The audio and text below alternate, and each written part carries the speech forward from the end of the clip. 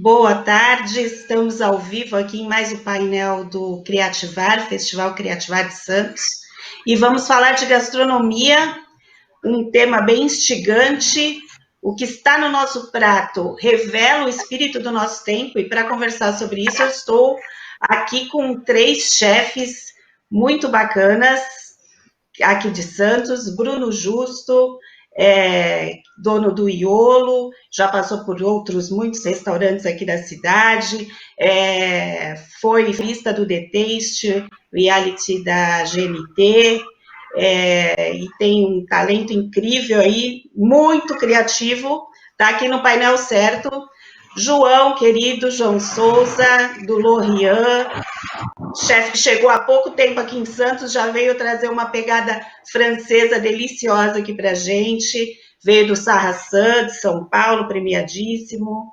Maísa Campos, querida da Casa 147, primeira vencedora do Cozinheiros em Ação da GNT, e que enveredou aí pela gastronomia e hoje ensina muita gente, inspira muita gente a cozinhar e voltar para a cozinha, que eu acho que é uma coisa que tem acontecido bastante nesse tempo complicado que a gente está vivendo. Uma das transformações que eu acho que aconteceu foi esse retorno das pessoas para a cozinha, muito inspirados também em chefes que viraram até celebridades atualmente, né? A gastronomia virou uma coisa meio pop, né? Uma coisa que as pessoas acham que tem muito glamour, né? Mas não é bem assim quando está lá dentro. Conta para mim, Bruno, como que foi essa... Eu vou fazer essa pergunta para os três. Como que foi esse período, esse tempo que a gente está vivendo? Se o espírito do nosso tempo aí, o que está no prato revela o espírito do nosso tempo, o que revelou nesse período difícil da pandemia que a gente viveu, e vocês aí como chefes na linha de frente, porque como a Maísa estava falando aqui um pouquinho antes da gente começar, quem cozinha não tem home office, né? Tem que estar lá na batalha mesmo, na linha de frente dessa batalha, e os chefes cozinheiros e toda a equipe aí, Brigada da Cozinha, esteve esse tempo todo aí na linha de frente. Como é que foi, Bruno?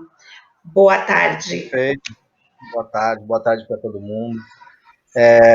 Assim, a grande verdade é que, diferente de muitas pessoas, ou diferente disso que você falou, eu acho que a gastronomia é uma profissão que a gente não consegue ter a questão do home office, né? Então, desde o primeiro dia de pandemia, a minha rotina foi de casa para o restaurante, para o mercado, de volta para o restaurante, de volta para casa. Então, assim, o que eu consegui ver durante esse tempo, principalmente nessa vida de estar todos os dias indo em mercado para muitas vezes buscar o produto que às vezes encontrava o melhor preço e por aí vai.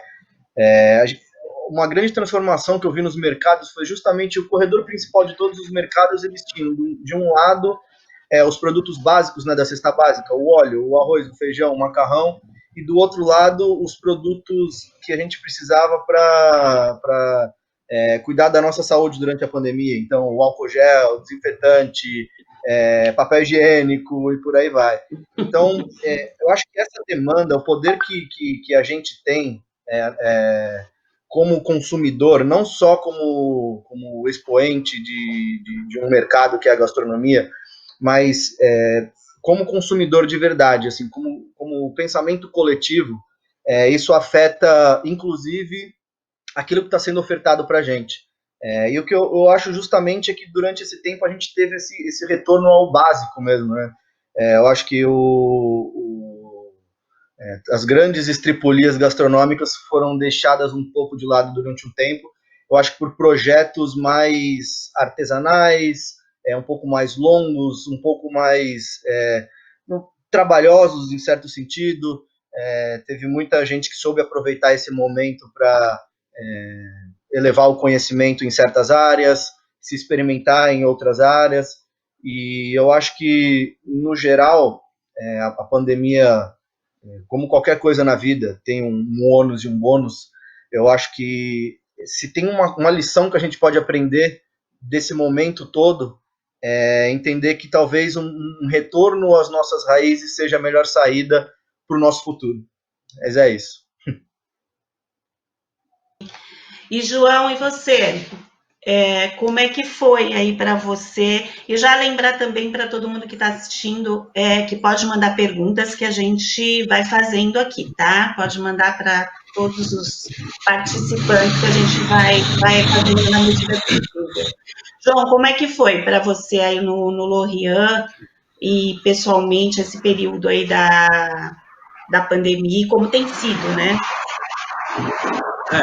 Num primeiro momento, Fernanda, eu fechei logo no início, assim, tipo dia 19 de março, eu já fechei as portas e botei meus funcionários em casa para conseguir entender isso. E dei uma bloqueada mesmo, eu parei total, eu não me senti criativo nesse período, eu observando o que estava acontecendo, tentando entender.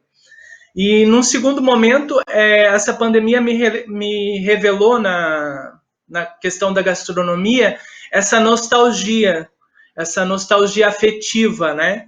Essa coisa de comida, né? De comida de família, comida de casa.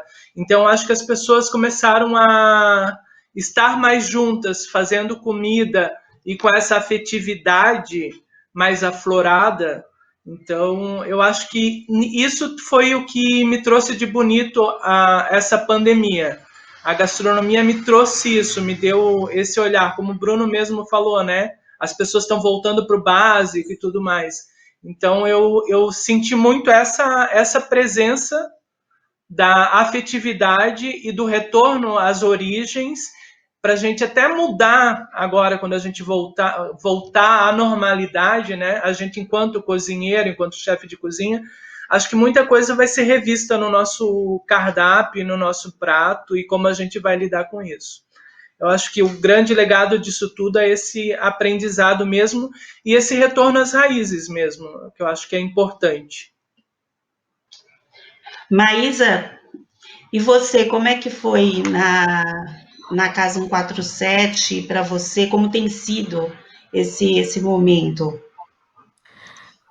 Foi interessante porque é como se a pandemia também tivesse vindo para validar o modelo de negócio que eu sonhei em abrir em 2017 e que por muito tempo foi mal compreendido, porque eu tive muita dificuldade de fazer entender aquilo que eu queria vender com o meu produto, que era uma comida pronta para ser consumida em casa.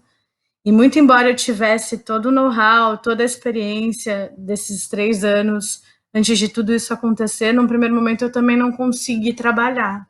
Eu tive um bloqueio bem grande, então eu precisei me ficar reclusa um tempo para processar tudo que vinha acontecendo, mas também foi muito interessante me manter em casa, porque foi quando eu parei e notei o quanto as pessoas estavam ali entendendo que elas estavam muito distantes da cozinha de casa, porque eu acho isso, né? Essa coisa das pessoas não cozinharem, essa bandeira que se levantou durante muito tempo do eu não cozinho, eu não tenho tempo, ou eu não gosto. Eu até entendo você não querer ser um grande chefe, preparar pratos super elaborados, mas cozinhar o básico é muito importante. Então, quando eu fiquei em casa, sem ir lá para a Casa 147, eu pude observar esse comportamento de quem estava perto de mim desesperado, assim, e agora? O que eu vou fazer se eu não puder ligar para restaurante porque eu tenho medo no começo, ou porque eu não sei fazer nada? E aí eu vi um monte de gente desesperada e eu também muito ansiosa em casa. Falei, cara, eu vou começar a dividir as minhas receitas e a experiência que eu tive como professora também nos últimos anos. Então eu não trabalhei na Casa 147, mas eu consegui ter um surto criativo aqui dentro de casa e comecei a dividir, comecei a fazer live, comecei a me conectar com várias pessoas através do online. E depois de 30 e poucos dias eu resolvi retomar, mas com um projeto social chamado Casa Solidária. Então, assim, no frigir dos ovos foi duro, me machucou muito o começo da pandemia, mas eu consegui me ajeitar e encontrar meu lugar. E tem sido uma experiência,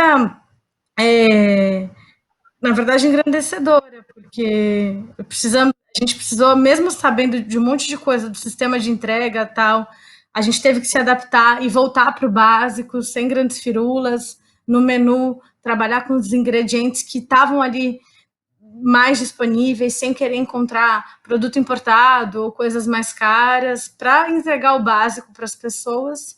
E foi isso. Foi um baque no começo, mas com o tempo eu fui me ajeitando. Eu acho que houve muito isso dessa volta ao simples, né? E como o Bruno falou de coisas mais demoradas, como, por exemplo, pão de fermentação natural, virou uma busca, acho que uma das coisas mais buscadas no Google foi como fazer um fermento natural e como fazer um pão em casa. As pessoas buscando novamente essas raízes, assim, depois talvez de uma gourmetização que a gente estava vivendo até muito grande, que eu acho que já estava numa decadência, essa gourmetização, numa queda. A gente já estava vivendo uma coisa mais realidade, né? Mas, assim, eu acho que a pandemia deu uma apressada nesse movimento e agora vocês estão tendo também que, nessa reabertura, também dar uma reinventada e reinventar cardápios, porque nós estamos vivendo uma reabertura e nós estamos também vivendo uma crise econômica junto com isso, né? Então, acho que vocês também estão tendo que adaptar cardápios. Como que vocês, como empresários, também estão pensando nesse momento de se reinventar, ser criativo e também conseguir equilibrar as contas aí? Bruno, como é que está sendo isso para você? Eu acho que eu posso falar isso com bastante propriedade, porque acho que ao longo dessa pandemia eu me reinventei umas 4 vezes. Então, assim, acho que logo no começo foi uma questão de eu tentar ler o que as pessoas precisavam, numa coisa até meio, não sei a palavra, talvez altruísta, de baixar o preço a um nível que seria só o suficiente para eu não ter prejuízo, entregar uma comida que fosse aquilo que eu achava que as pessoas precisavam no dia a dia. Então foi aí que a gente encontrou um primeiro produto que virou a cara do delivery do Iolo durante muito tempo dessa pandemia, que foi o arrumadinho, né? Então era uma versão virada paulista que a gente mudava as proteínas. E do arrumadinho a gente foi para um estilo de montagem de marmita, que na verdade imitava os arrumadinhos, mas com várias opções diferentes. Então, o jeito que a gente montava, por exemplo, a nossa moqueca, era o mesmo jeito que a gente montava o arrumadinho, então tudo organizadinho em uma marmita só. Depois a gente foi para a questão de mudar a embalagem, então saímos da embalagem de alumínio para uma embalagem de plástico que pode ir no freezer, no micro-ondas, para às vezes facilitar um pouco a vida das pessoas que estão em casa ou que pedem no trabalho. E assim, mesmo com todas essas reinvenções ao longo do início, né, da pandemia, o que eu posso dizer é que a gente passou maus bocados lá no restaurante. Eu tinha um produto, a comida em si, principalmente no horário do jantar, no delivery, é difícil de competir com outros tipos de restaurante. Então, pizza, hambúrguer, temaki, infelizmente a gente não estava mais conseguindo competir. E foi aí que eu e meu sócio sentamos, conversamos de verdade e, assim, quase que num estalar de dedos veio a ideia de a gente montar uma burriteria. Era um sonho dele particular, que ele morou nos Estados Unidos há algum tempo. E eu falei, não, cara, se tem uma coisa que eu tenho à mão para comida mexicana, então vamos embora. Em questão de 3 semanas a gente testou, mandou para amigos, reformulei mais uma vez o cardápio do Iolo, para a gente aproveitar a mesma paleta de ingredientes que a gente tinha na burriteria, e praticamente sem investimento nenhum a gente começou um negócio novo, do zero, e assim, o sucesso foi quase que instantâneo, entendeu? Então acho que essa foi a necessidade é a mãe das invenções, né? E nesse caso das reinvenções. E ainda bem que deu certo, e agora a gente está vendo com essa reabertura do comércio, o Iolo com o almoço reaberto, vamos ver se o jantar a gente consegue reabrir em breve também. A gente ainda tem um pouco de receio, mas aos pouquinhos a gente chega lá. E João, para você que tem um restaurante estilo bistrô, uma coisa menor, né, com um cardápio de coisas mais, não não é um fast food, muito pelo contrário, é uma comida de experiência, de você ir ter uma experiência. Como é que você como é que está sendo esse recomeço? Bom, agora que eu coloquei o delivery, porque eu não tinha delivery, eu reabri, assim, na primeira semana que foi permitido reabrir, com todos os cuidados. A gente teve o cuidado aqui da minha equipe de cozinha. A empresa tem um carro, porque eu presto serviço para um outro lugar aqui, lá no Guarujá. Então, a empresa tem um carro para entregar essa comida que vai lá para o Guarujá. Então, esse carro está com um funcionário meu que dirige, e ele vem de manhã, pega a equipe na cozinha, quando ele volta, ele leva uma parte da equipe, e depois ele vem à noite a outra parte da equipe. Eu estou tomando um cuidado, assim, evitando mesmo que os meus funcionários peguem transporte público, porque o nosso transporte público é horrível, né? As pessoas estão ali enlatadas, essa classe que trabalha para a gente, que trabalha duro no dia a dia, ela sofre muito com o transporte público. Então, o primeiro olhar que eu tive foi ter esse cuidado. Por mim, pela empresa e por eles, porque eu acredito muito que a gente tem que manter o nosso entorno bem, o que a gente pode fazer pelo nosso entorno, a gente tem que fazer, né?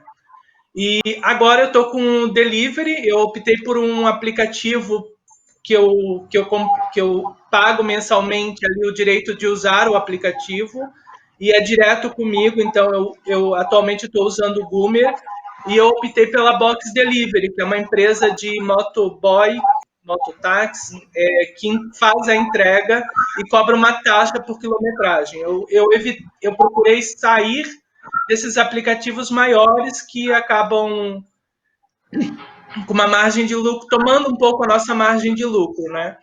E uma outra coisa que a gente está reestruturando aqui no Lorient, a gente está montando um empório. Não sei se vocês lembram, conhecem aqui, a gente tem 2 salões, né? Um na frente e um atrás, que é um jardim coberto. Então, por conta da pandemia, a gente está só no jardim coberto, que é uma área que tem bastante ventilação, é bem arejado. Eu passei todas as mesas, eu não estou trabalhando nem com 50% da capacidade, estou trabalhando com menos que isso e evitando de fazer mesas grandes, acima de 6 pessoas. E aqui na frente, onde tinha um salão, a gente está montando um empório, que a gente está estruturando agora, fazendo uma pequena reforma, melhorando a capacidade elétrica para ele poder comportar. E dentro desse empório, a gente também está vindo com uma coisa de cardápio mais família, para 2, para 4 pessoas também, e saindo um pouco dessa coisa, desconstruindo um pouco essa cara francesa que a gente tem, porque eu acho que acaba assustando um pouco, né? As pessoas acabam tendo um entendimento que talvez seja inatingível, que não dê para consumir nesse espaço, porque é mais caro e tudo mais. Então, aqui na frente, a gente está montando essa estrutura. E o cardápio deu uma reduzida nesse momento, até porque para poder dar uma economizada nos insumos, porque eu fechei o último mês aqui, eu acho que com nem 30% do nosso bruto mensal, assim, né? Então, não cobre nem as despesas do dia a dia. Então, são essas coisas que a gente está tentando ter um olhar para frente, e a gente acredita no negócio, a gente acredita na cidade e a gente quer continuar dando emprego e gerando renda. Eu acho que isso é muito importante. No momento que a gente está tendo muita gente perdendo o emprego. Sim, eu acho que o Empório vai dar essa movimentada, né, João? Acho que é uma boa ideia, porque hoje eu acho que muita gente está procurando essa facilidade da comida pronta, né? Mas uma comida, como está na moda de falar agora, de verdade, né? Ou não uma comida processada. Então, acho que vai dar uma movimentada para você, que é uma coisa que a Maísa já trabalhava antes disso, que a pandemia até fez as pessoas procurarem mais, né? Mas entenderem, como você falou, né? A tua proposta, que era essa, eu sofri né? muito. Nossa, no começo eu sofria muito. Mas falavam assim, chegavam lá e falavam, mas onde senta? Eu falava, não senta. Só leva. Mas como assim? Não tem cadeira? Era difícil, eu ficava nervosa, eu ficava muito nervosa. Mas aí, com o tempo, as coisas foram tomando seu lugar. Demora mesmo, né? A verdade é que Nenhum as momento coisas... você pensou em mudar? Nenhum momento você Eu ficava pensou em... desesperada no começo, eu falava, meu Deus, o que eu fui inventar de fazer se ninguém está entendendo o que eu estou fazendo? E aí a minha porta ela é cheia de mensagem, pegue leve, para levar. Só que eu também não queria usar estrangeirismo. Eu falei, eu não vou pôr takeaway, eu não vou pôr to go. Aí eu colocava para levar. Só que quando eu falava takeaway, entendiam. É muito engraçado o meu dilema. Eu sofri. E aí, é verdade, eu sofri. Eu chegava às vezes em casa chorando. Eu falava, não é possível. O que eu fui inventar de inovar, sendo que ninguém está entendendo nada? Eu devia ter aberto um restaurante normal. Enfim, eu fui resistente até que as coisas foram se consolidando. Eu acreditei no que eu estava fazendo. Eu me inspirei muito na França, né, quando eu fui estudar. E eu via, na Holanda também, eu vi muito esse modelo de negócio, de você pegar a comida pronta, mas não uma comida mal feita, mal executada, uma comida com qualidade, com técnica, mas para levar, pura e simplesmente para levar, ela só é para levar. E para mim, na verdade, não, eu devo ter sofrido menos impacto no sentido de adaptar o negócio, é claro, porque o negócio estava pronto para isso, mas eu tinha muitos ajustes para fazer. Então, por exemplo, a minha linha de congelados, que andava ali mansa e tímida, uma força. Então, eu tive que readaptar a minha linha de congelados. Eu não vendia pratos avulsos, eu não vendia proteínas avulsas, eu não vendia coisas que as pessoas tinham como demanda e eu insistia em não escutar. Então, ia vender o prato inteiro pronto. Só que, caramba, às vezes a pessoa tem o arroz, ela tem a farofa, ela tem a salada, ela só quer a carne, que é o que vai dar mais trabalho para ela. Então, eu fui me reinventando nesse sentido, no tamanho das porções, porque eu sempre exagerava, e aí eu ouvia, poxa vida, não tem como você fazer porções menores, porque eu tinha medo de falarem que era pouca comida, né? E aí eu fazia porção muito grandes, e todo mundo falava, mas eu como menos, então eu comecei a reduzir as proteínas avulsas, e fui passando por uma série de ajustes. Acontece que eu, como comecei com esse modelo de negócio, desde o princípio eu não usei as plataformas.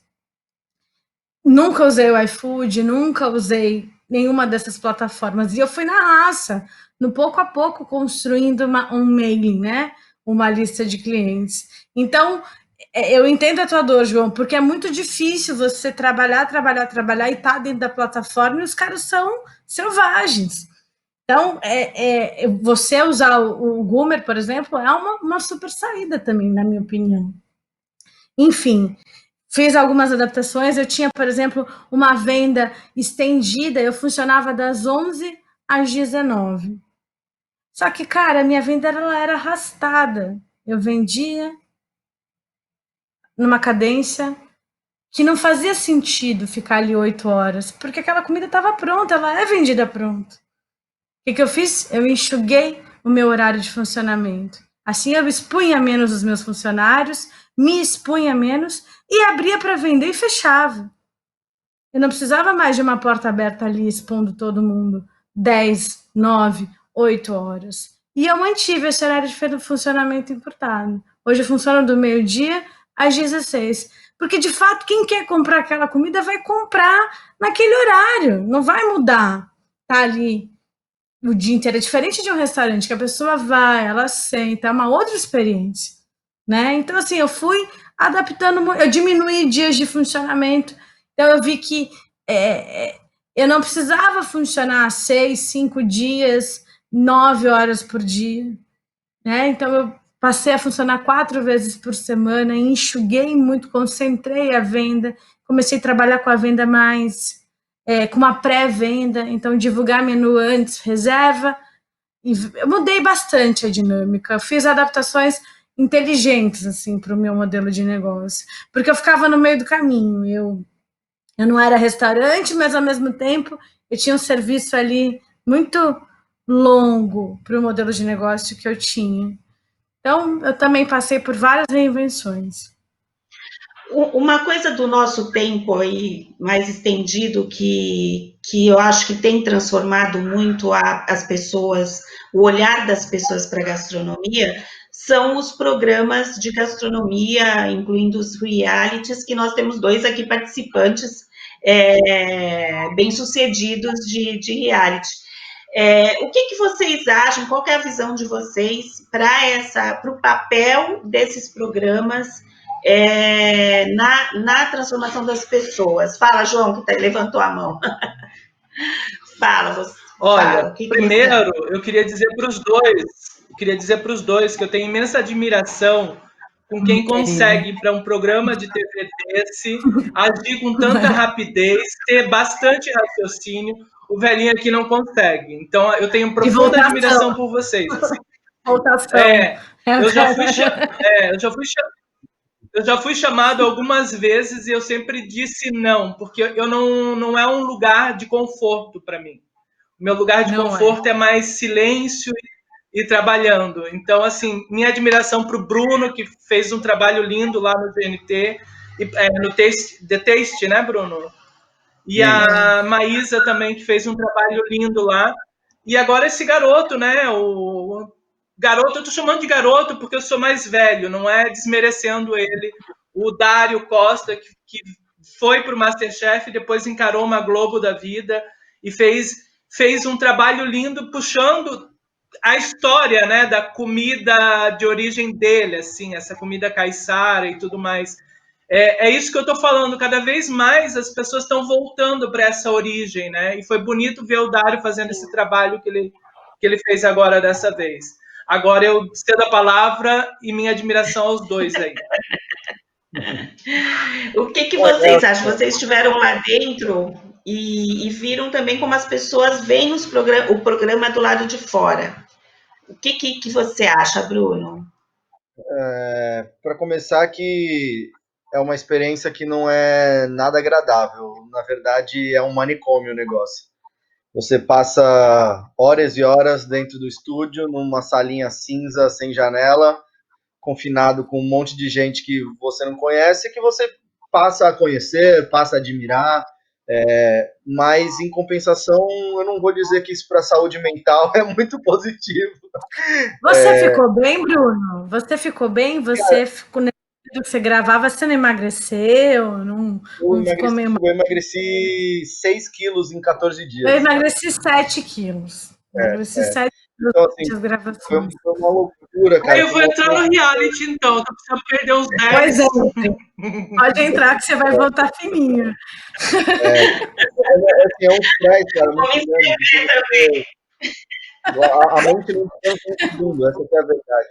A gente acorda pensando no que vai fazer na prova, aí depois, quando não você termina a prova, você fica pensando no que você fez de errado, o que você podia ter feito melhor, o que você vai fazer no dia seguinte. Então, assim, infelizmente, apesar de toda coisa positiva, eu acho que para quem participa do programa, na verdade, acho que o que precisa de mais admiração é justamente o Dário, porque ele encarou uma segunda vez. Eu acho que exatamente. Exato. Totalmente. Exato, foi como então, é que ele. Mas é porque era do destino dele e Deus sabe de todas as coisas. Ele tinha que vencer. Por isso que ele foi. Mas ele tem que. Ele não queria muito ir, não. Ele estava em dúvida se ele ia, né? Olha como a ele não, né? Ele estava em dúvida, porque, lógico, o Masterchef é uma coisa bem. Trabalha muito essa pressão, né? O Masterchef é uma coisa que trabalha a pressão, porque, inclusive, a edição faz uma coisa assim, porque o público gosta, né? É por isso que faz sucesso também, porque o público gosta de polêmica, de pressão, de gente chorando. E aí ele vinha com essa coisa do Masterchef, né? Ele estava receoso de participar, mas ainda bem que ele foi, né? A gente ficou feliz aí por torcer por ele. Exatamente. E Maísa, Eu lembro que gravou tudo de uma vez, né? E demorou para ir ao ar, né? O teu programa. Demorou, eu tive um acordo de confidencialidade de meses, eu não podia contar que eu havia vencido, né? Foi o que ele falou, é um manicômio. Coisa assim, todo mundo fala, você não participaria de novo? De jeito maneiro, assim, de jeito nenhum eu iria de novo. Porque eu voltei bagunçada. E o meu foi numa época em que eu abri minha conta de Instagram para ter ali naquele ano, era uma coisa muito nova. Tanto é que quando eu fui, eu não sabia para onde eu estava indo. Eu sabia que eu tinha que ir com uma mala pronta. Quando eu cheguei num estúdio gelado, cinza, de janela fechada, e vi que eu ia ficar ali por prazo indeterminado, que eu entendi o que eu tinha topado.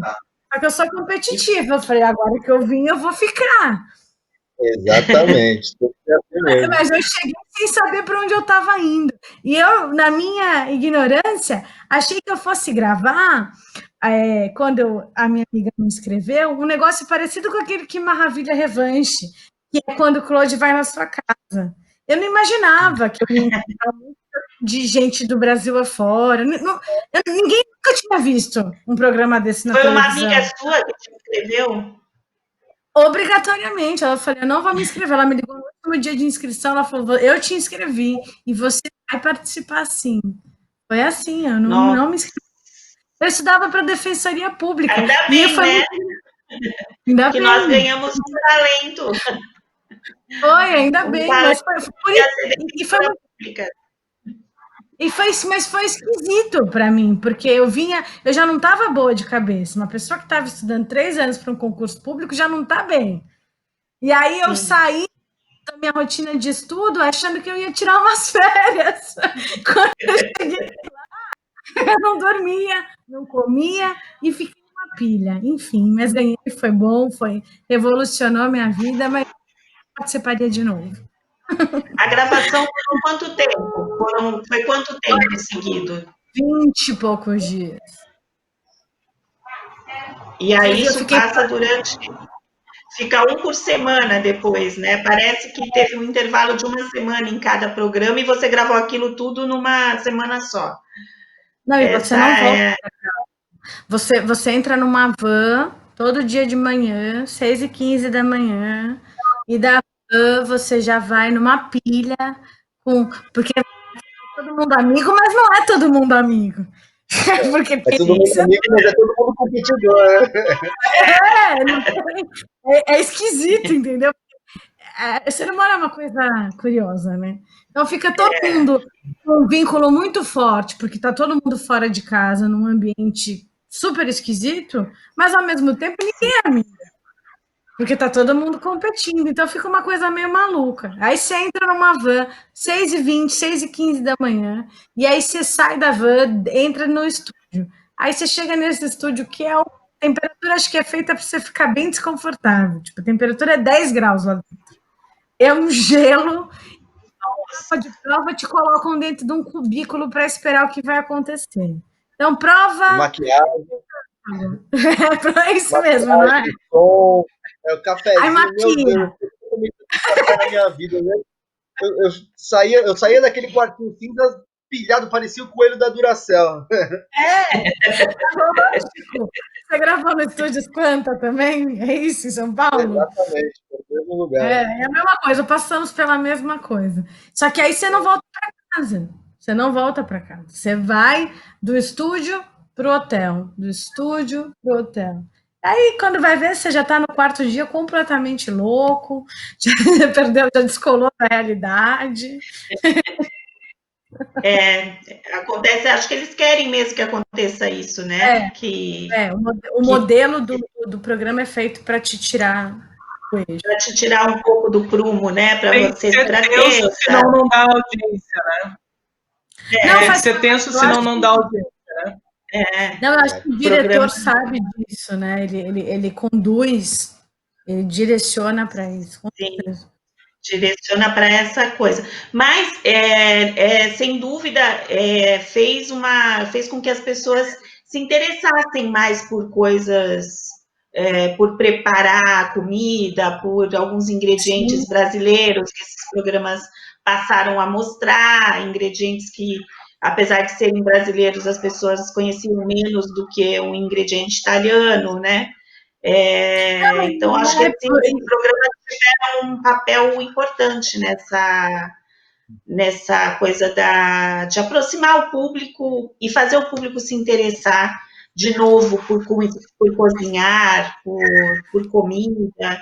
Eu acho que fez parte, é uma coisa que foi importante, mesmo eles trabalhando essa coisa da polêmica e muitas vezes também até distorcendo um pouco a cultura de algum lugar, né, porque tem muita essa polêmica também, de algum modo, é importante para mostrar um pouco da identidade brasileira, que eu acho que eles têm procurado fazer isso, né, nós temos, acho que, tipo, uma reaproximação dos nossos ingredientes aqui, como o João falou, o Dário fez a culinária caiçara paulista lá no Mestre do Sabor, que ainda é uma culinária nem um pouco divulgada e é diminuída até, né? A culinária caiçara, ela não tem muito que nem a culinária baiana ou agora a culinária da Amazônia, que está sendo mais falada. A nossa culinária caiçara aqui, ela é uma coisa... A palavra caiçara já é até meio pejorativa, né? Se você pensa. Inclusive, e hoje... eu acho que a cozinha caiçara era muito mais sobre ingredientes do que literalmente sobre preparos e técnicas, né? São poucas técnicas caiçaras que são reproduzíveis em restaurante. Pode dizer aí de cozinhar uma coisa numa folha de bananeira, ou tentar fazer alguma coisa num fogo aberto, mas é muito mais sobre essa paleta de ingredientes que o mar dá pra gente, que a praia dá pra gente, que parte da Mata Atlântica dá pra gente, do que qualquer outra coisa. E eu acho que, assim, o Dário, ele precisa ser um expoente nesse momento, e eu acho que ele está fazendo tudo absolutamente perfeito, sem tirar nem pôr, porque se ele é realmente essa imagem do que a gente precisa trazer para a nossa gastronomia, todos nós, né, todos nós enquanto chefes de cozinha, então não existe exemplo maior do que o cara tá lá, ganhar um reality, né, contra muitas expectativas, porque ele estava disputando contra outros tipos de cozinha que tem muito mais apelo comercial, né? Mas, assim, existe uma assinatura muito legal na cozinha dele, que é a questão de usar o produto quase que inteiro. Então, assim, ele não maquia, o camarão é o camarão, entendeu? A lula é a lula. Ele não tem não transforma exageradamente os ingredientes. E eu acho que isso faz parte do momento, inclusive, que a gente está vivendo. Se a gente tem uma terra, um mar que dá ingredientes tão bons para a gente, por que a gente vai pegar tudo e ficar o tempo inteiro transformando aquilo em a questão da gourmetização de tudo? Sim. Tem até uma pergunta aqui. Tem uma pergunta aqui perguntando se haverá uma gastronomia pós-pandemia e como ela será. Você acha que é isso, Bruno? Essa valorização mais do ingrediente com menos preparos e muitos passos? Como é que é? Eu acho que as técnicas de cozinha, elas nunca vão deixar de existir. Mas eu acho que tudo tem que ser usado com muito mais parcimônia do que em outro momento que a gastronomia exigia algum exibicionismo para o chefe de cozinha poder, teoricamente, aparecer no cenário gastronômico. Eu acho que é muito mais uma questão de saber usar a técnica certa, em cima do ingrediente certo, saber como aplicar, mais uma vez, usar a questão dos frutos do mar. Então, saber dar o ponto certo no fruto do mar, saber limpar ele do jeito certo, não deixar ficar duro, borrachudo, esse tipo de coisa. Tudo isso é técnica, sem invencionismo, que a gente fala, né? Eu acho que aí... Exatamente. Eu acho que é aí que cada dia mais a galera da gastronomia vai se especializar. Existe coisa que a gente fala que no início dos anos 2000 teve a questão da gastronomia molecular e coisa e tal. Eu acho que isso ainda vai ter um espaço na gastronomia. Todas as técnicas gastronômicas que foram criadas até o ano de 2020, desde que a gente é a gente, não vão deixar de existir. Mas eu acho que cada vez mais isso vai ser usado com um pouco mais de parcimônia, como uma finalização, como algo para agregar, e não só como exibicionismo. João, o que você acha? Eu vejo que a gente precisa assumir a gastronomia enquanto cultura, porque a gente tem um país muito grande, né? Do sul ao norte, a culinária passa por muitas coisas, existem vários tipos de ingredientes diferentes, assim. Então, acho que a gente precisa assumir isso como cultura. O que os franceses já fazem hoje, né? De dar valor ao ingrediente local. Eles estão numa briga com relação à gastronomia, que em 2010 eles conseguiram transformar a gastronomia francesa como patrimônio imaterial da humanidade pela Unesco. Então, acho que cada vez a gente, enquanto brasileiro, precisa começar a se orgulhar desse... Lá no sul a gente chama do berbigão, aqui vocês chamam de... se orgulhar das pequenas coisas, dos pequenos ingredientes que muitas vezes são menosprezados e a gente acaba não colocando no prato. Eu vim de uma família pobre, né? Então eu me lembro da moela, da galinha, me lembro do coração, do fígado. A gente brigava quando a mamãe matava a galinha para cozinhar, a gente brigava para comer a moela. E aí, às vezes, eu me deparo com gente mais jovem do que eu, até gente que trabalha comigo. Daí, outro dia, eu pedi para minha assistente: vamos fazer uma moela? Eu vou comprar moela, vamos fazer, que eu tô louco de vontade de comer um cozidinho de moela. Ela falou: vamos, ela também adora, ela é do Nordeste. Daí, só assim, ui, moela, sabe? E a gente está precisando voltar para essa coisa do reaproveitar tudo, né? Porque essa gourmetização, essa aí que subiu a gastronomia, o público às vezes deixa de consumir alguma coisa, de aproveitar alguma coisa. Então, acho que está tendo um movimento do aproveitar tudo que está sendo colocado na mesa. Assim, eu tenho notado essa mudança que esses vínculos aí estão trazendo, né? Como programas de culinária, programas de reality shows, eles estão trazendo isso. Uma coisa que o Alex Atala lá atrás, com aquele programa dele no GNT, que ele ia lá para o Pará para colocar formiga na frigideira, ele já estava fazendo com essa pesquisa da culinária indígena, né? Que é muito forte, muito pontual ali, também puxa um pouco aqui para Minas Gerais. Então, essa coisa do valorizar o ingrediente mesmo, né? E a população valorizar e aproveitar todo tipo de ingrediente, né? Eu sinto falta disso. Eu sou de uma época que a gente tinha galinha no quintal, coelho, então matava-se, usava desculpas veganos aí, tá? Eu ainda não estou tão espiritualizado. E para consumia-se tudo, não perdia-se nada. O pé virava canja, o pescoço ia para canja, os miúdos faziam farofa e usava-se tudo. Então, acho que está trazendo isso também. É que quando você sabe, né, da onde vem o ingrediente, você vê o ingrediente ali sendo criado, cultivado, eu acho que é uma valorização muito maior do que você pegar na prateleira do supermercado, né? Que as pessoas estão muita gente acha que a galinha nasceu na prateleira do supermercado, já empacotada e desossada, né? Então, assim, acho que a volta dessa coisa também de você, um contato maior com a natureza, muita gente também querendo retornar a uma coisa mais natural, também faz, acho que essa valorização do todo do ingrediente, né?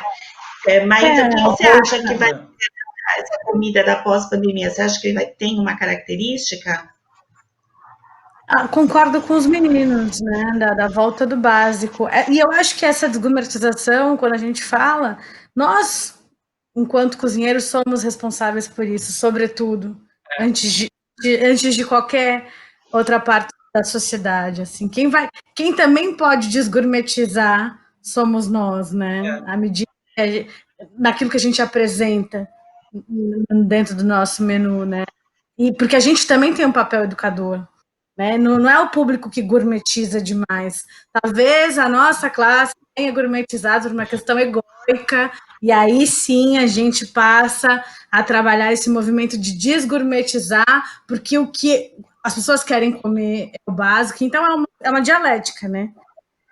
Todo mundo trabalhando no mesmo objetivo. Eu concordo com o que os meninos falaram, né? Que é a volta do básico, que é também uma aproximação das pessoas num todo da cozinha, é todo mundo entender que eu não preciso ser um grande chefe, eu não preciso preparar, eu não posso saber só fazer risoto, né? Eu preciso saber preparar um legume rápido, cozinhar um ovo direito, para eu poder me manter, até como uma prática de ser autossustentável. Eu sei preparar minha própria comida porque eu sei lavar minha louça, porque eu lavo a minha roupa, que eu acho que essa é uma tendência do mundo, né? Então, assim, eu defendo muito isso. Você não precisa ser um grande cozinheiro, mas você tem que ser autossustentável, cara. Porque a hora que a coisa degringolar, você não vai passar fome e não vai ficar revoltado porque sua funcionária não pode vir. Esse movimento, eu acho que vai acontecer muito, das pessoas olharem para o que elas estão consumindo com mais cuidado. E acho também que uma busca por produto menos processado, por comidas mais saudáveis, uma diminuição de carne, acho que é necessário sim, não virar vegetariano nem vegano, mas dar uma segurada na onda vez ou outra, porque é uma relação com o ambiente, porque esse consumo que a gente também passou a praticar não é sustentável, né? De sair comendo animal que nem um doido. Eu não sou vegetariana, mas eu sou bem a favor do movimento de dar uma equilibrada, sim, porque a gente tem que mudar nossa relação com o ambiente. A pandemia é reflexo da nossa relação com o ambiente também. Né? Uma coisa pouco sustentável que a pandemia nos trouxe é o excesso de embalagem, né? E é o meu calcanhar de Aquiles no meu negócio. Eu acho que deve acender um alerta aí em todo mundo que fornece comida, porque realmente tem que se tentar uma alternativa menos prejudicial, né? Tentar menos plástico, não sei, tem que se pensar nisso pelo menos. E é muito difícil, né, Fernanda? Porque eu sofro com essa questão íntima desde que eu resolvi abrir a Casa 147, porque é da essência do negócio de gerar resíduo. Só que o problema é como é que vão viabilizar isso para a gente também conseguir praticar sem quebrar? Por que a embalagem biodegradável tem que custar R$ 5 a unidade?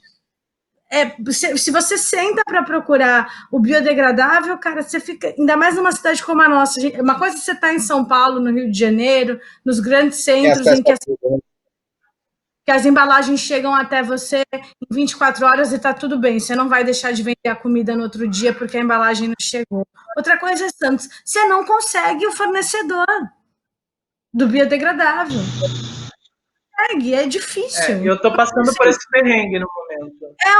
É difícil. Eu ficava sem dormir no começo. Eu falava, meu Deus do céu, olha o resíduo que o meu negócio gera. A minha escusa de consciência é que eu perguntava para os clientes e eu falava assim, como quem não queria nada. O que você faz com um potinho do feijão? Ah, ele é tão bom que eu guardo minha quinoa. Ele é tão bom que eu congelo os meus molhos em casa. Porque é o que eu faço com as embalagens que eu uso na Casa 147. As de plástico. Eu reuso aqui, eu não compro mais potes herméticos para usar em casa, eu uso as minhas. Então, me dá um pouco de alívio, mas ao mesmo tempo, não faz nem cócegas perto do resíduo. Que assim, uma das maiores revoluções que vai ter dentro da nossa profissão vai ser a figura do food designer. Talvez tenha um papel até mais importante do que o próprio chefe de cozinha num futuro próximo, porque ele vai englobar muito mais atividades do que só necessariamente o que a gente... A descrição da nossa profissão, sei lá, 10, 20 anos atrás, a gente era o profissional que cuida da operação da cozinha, que faz as receitas, as fichas técnicas, E, de certa forma, eu acho que a gente precisa ter um leque de habilidades hoje em dia que vai muito além. Então, a sustentabilidade é algo que nunca mais pode estar desvinculado de nenhum tipo de negócio que a gente vai fazer daqui para frente. E a cozinha, Está vinculada à nossa existência, né? Exatamente. A cozinha, é claro que não vai ser diferente disso. Quando eu vim para Santos... Desculpa. Não, pode falar. Quando eu vim para Santos, antes de abrir o restaurante, eu vim com um contrato de fornecimento de comida para um estaleiro no Guarujá. E aí eu comecei a fornecer comida na marmita. Aí o primeiro tipo de marmita que eu consegui foi a de isopor. Daí eu comecei a entregar, e eu entregava, porque o restaurante ainda não estava aberto, estava em reforma, a cozinha já estava funcionando, eu estava com o quadro bem reduzido, então eu botava no meu carro e ia lá levar a comida até lá. Aí um belo dia eu cheguei na frente do galpão, assim, as minhas marmitas estavam todas espalhadas naquela mata em frente ao galpão. Um choque aí aquilo louco, me deu né? uma... Já começou quando eu fui entregar a primeira vez. Eu fui entregar a primeira vez e eles falaram assim, cadê o talher de plástico? Eu falei, oi? Talher de plástico? Não. Não, a gente não tem talher, a gente come com talher descartável. Eu digo, não, então já vamos... A primeira mudança que eu fiz foi essa. Eu fui no supermercado, comprei um monte de talher e voltei, porque eles não tinham talher. Então eu comprei talher e dei para cada um e falei, agora vocês são responsáveis pelo talher de vocês, tá? Cada um guarda no seu armário, porque eu não vou usar talher descartável. E depois foi as marmitas. Daí eu lembrei que o meu pai, ele trabalhava no Porto. Eu sou de São Francisco do Sul, uma cidade no norte de Santa Catarina. Eu lembrei que meu pai ia trabalhar e a mamãe fazia naquelas marmitas de alumínio, sabe? Aquelas redondas. Que trava. Com tampa. Aí eu me apavorei nesse dia e lembrei, tive essa lembrança da infância, né? Como sempre a memória afetiva nos traz algo, né? A gente tem sempre que estar ouvindo essa memória afetiva no dia a dia. Aí eu fui atrás dessa marmita, conversei com o estaleiro, eles meio que franziram assim a cara no primeiro momento, daí eu falei, mas vocês são do mar, não pode, a maioria das coisas vai parar no mar, a gente tem que mudar essa cultura aqui dentro. Aí abraçaram a minha ideia. Quando eu cheguei o primeiro dia com a marmita, os colaboradores torceram o nariz para mim. Tipo, cadê a marmita descartável? Vou ter que lavar isso depois, sabe? Então, a gente vem de uma cultura da industrialização que é muito forte e ela é muito cruel, né? Porque ela não para em nenhum momento para pensar. Tudo é descartável, né? A nossa camisa, a nossa calça, o nosso sapato, tudo é muito descartável, né? Então a gente está precisando realmente mudar isso. Eu me identifico com vocês dois nesse momento assim de ter que trabalhar com delivery e ter que pagar 5 conto uma embalagem que é biodegradável, né? E não ter fornecedor. Na verdade, você fica à deriva. Quando você tem a consciência, você sabe que você precisa agir, mas ao mesmo tempo, na prática, né? Quais são os recursos que você vai encontrar para fazer de outra forma? Né? Quando você tem um lucro numa linha muito final aqui. Então, eu vou pedir para vocês, cada um, falar um pouquinho aí, para encerrar, falar um pouquinho, dar um recado aí para quem, eu acho que deve ter bastante gente que está assistindo a gente que quer entrar na gastronomia ou já está. O que dá um recadinho de vocês que estão aí tanto tempo nesse mercado aí, como é que não é fácil, mas tem suas glórias, né? É verdade. Dói, mas é bom. A gastronomia é uma profissão que com certeza exige muito dos profissionais, mas também ela dá uma alegria única para a gente, porque poucas são as profissões que a gente consegue atingir a emoção das pessoas. E felizmente eu posso dizer que a gastronomia me proporciona isso. Acho que não existe felicidade maior na minha vida do que cada vez que eu ouço que algum cliente saiu satisfeito, que eu consegui atingir uma memória afetiva dele, algo do tipo.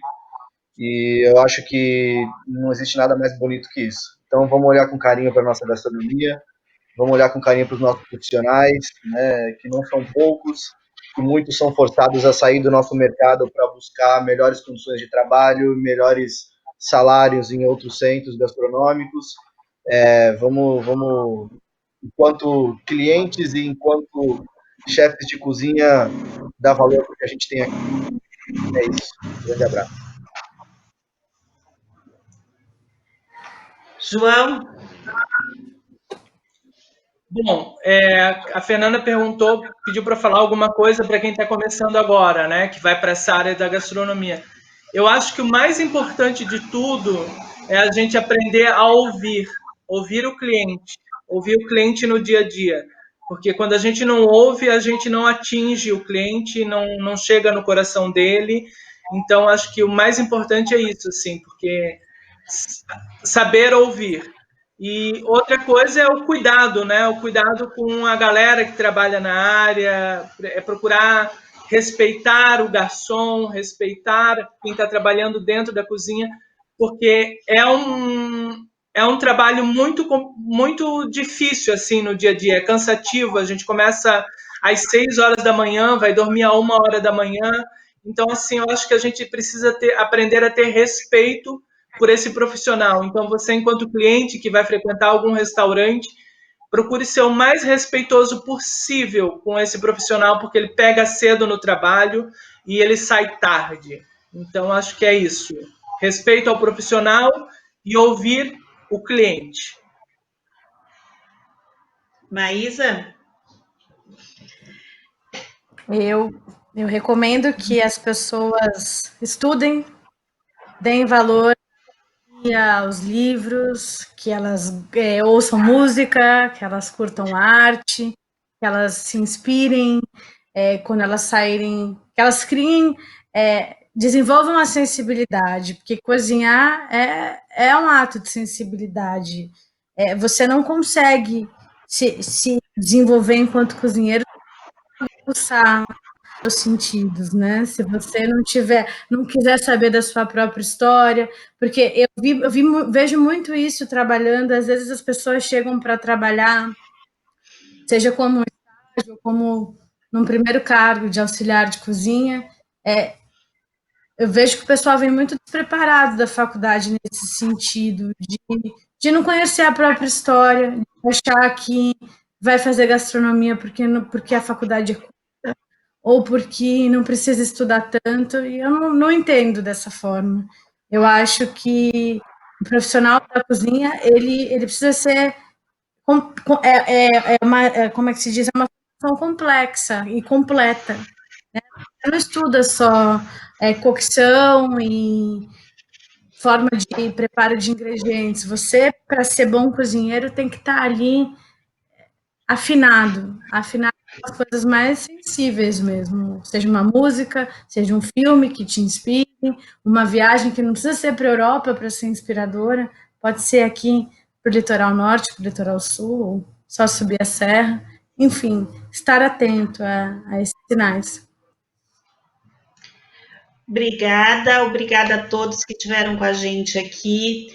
Eu acho que o recado principal é volte para a cozinha, vá na feira, coma só aquilo que a sua avó comia, como diz o Michael Pollan, né? Não coma aquilo que sua avó não comeria, esses ultraprocessados que estão invadindo a nossa vida e que nem comida são.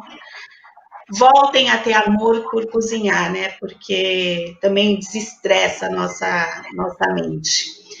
E obrigado para vocês e parabéns para vocês pelo trabalho e pela trajetória. Rapidinho. A gente, enquanto cidade criativa, né, que a gente Santos foi considerada cidade criativa e tudo mais, eu venho aqui fazer um apelo ao poder público para que olhe para aquele mercado municipal que Santos tem lá, que a gente precisa daquele mercado, a gente precisa entrar naquilo lá, a gente precisa pegar o tempero, pegar a comida. Eu sinto muita falta disso, assim. Em São Paulo tinha o mercado verdade. de Pinheiros, próximo de mim.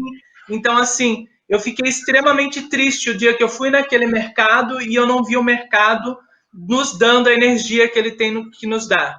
Fizeram um trabalho lindo agora na Ponta da Praia, com o mercado de peixes.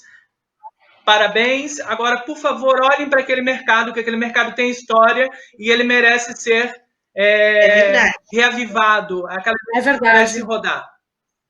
É isso aí, eu também concordo. E o centro da cidade está à deriva. E a gente precisa, o mercado é meio a identidade mesmo, né, da gastronomia de um lugar, é onde as pessoas procuram uma referência. E é fundamental. Não é só o mercado de peixe, é verdade. Sim. Não. E Santos está crescendo, tem uma galera aí muito boa, fazendo coisa boa na cidade, e a gente precisa de material de trabalho. E o nosso material de trabalho é um bom mercado público. Não só para a gente, mas para o povo poder conhecer os ingredientes que tem lá. Fica que a gente só está afastando. Então, obrigado. Desculpem. Boa noite, gente. Obrigada. Beijo.